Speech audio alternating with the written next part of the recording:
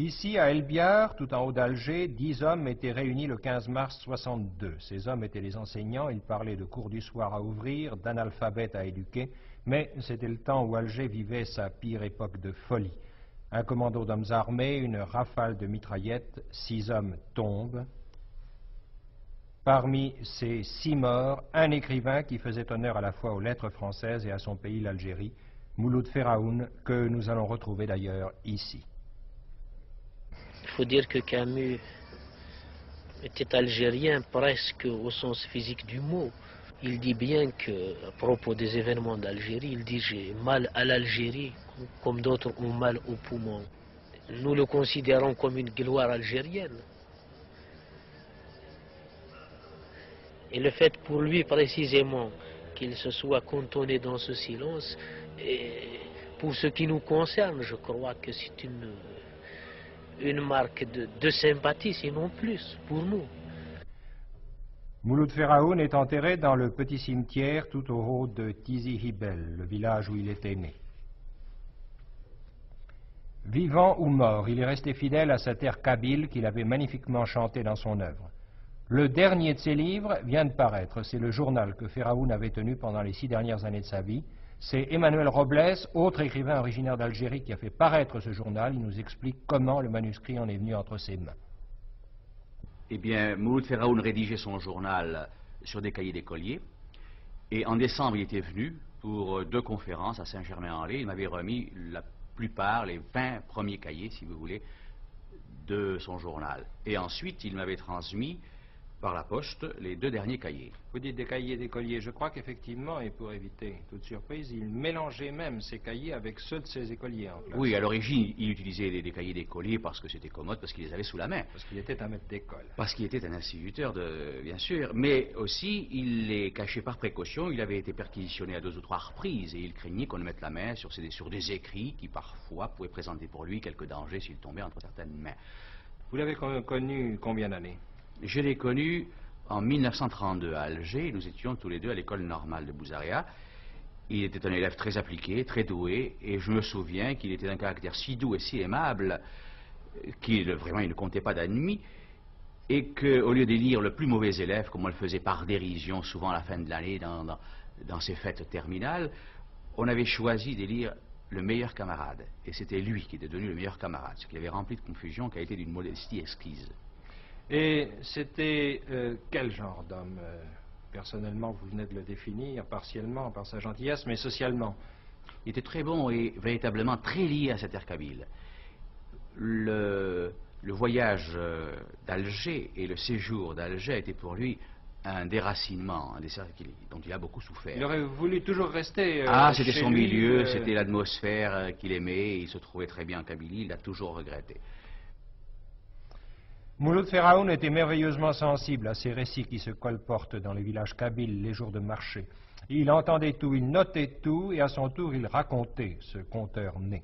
C'est cela le journal, tous les bruits, toutes les rumeurs, toutes les histoires, les tristes histoires de ces années de guerre, notées avec colère parfois, avec désespoir toujours. Toutes les confidences qu'on lui faisait, à lui, l'instituteur, donc un notable dans son village.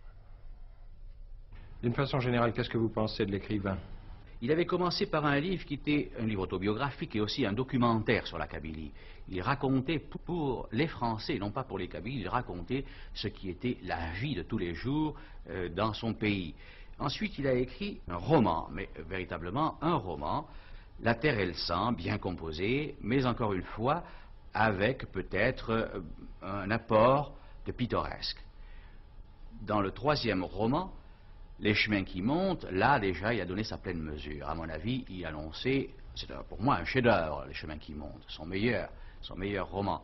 Mais cela annonçait un très grand écrivain, par le style, par la composition, par l'art très dépouillé, n'est-ce pas, d'analyser les âmes. Cette investigation psychologique était déjà, à mon avis, très poussée. Et en même temps, il avait supprimé tout ce pittoresque, tout cet exotisme qui pouvait figurer avec trop d'abondance, et ce qu'on lui a souvent reproché, dans son premier livre. Il avait un roman en train, juste avant sa mort. Il avait un roman en train, en effet, mais qu'il avait à peine commencé. Il en a écrit 4 chapitres et il inscrivait en marge les dates de rédaction. Et on peut lire la date du 11 mars, c'est-à-dire qui précédait de 4 jours seulement sa mort. Pourquoi l'a-t-on tué? J'en sais rien, je crois qu'il n'était pas visé, lui en tant que Pharaon, ni en tant qu'écrivain.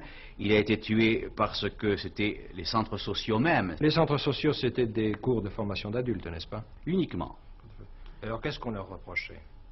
Eh bien, je ne sais, il me semble qu'au cours d'un procès,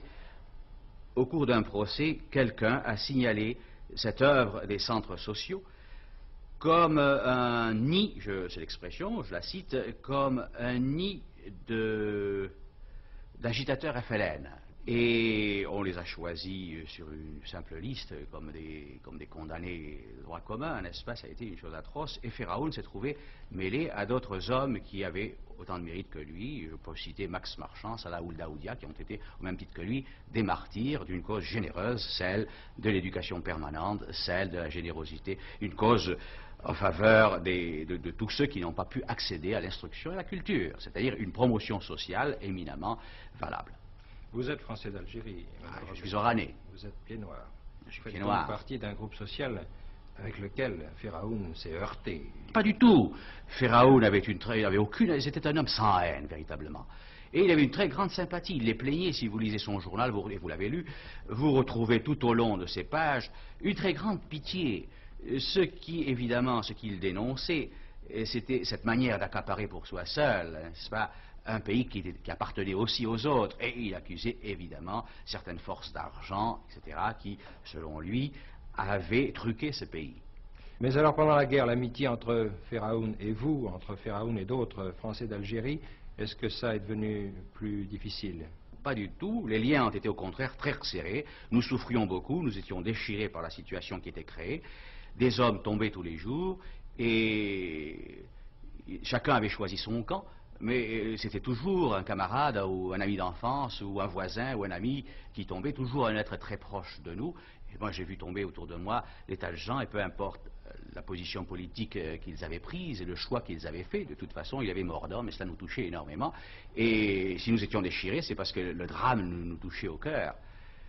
Il aimait les hommes, tout simplement. Tout simplement. Tout bêtement. Il avait quel âge quand il a été tué? Il avait 49 ans.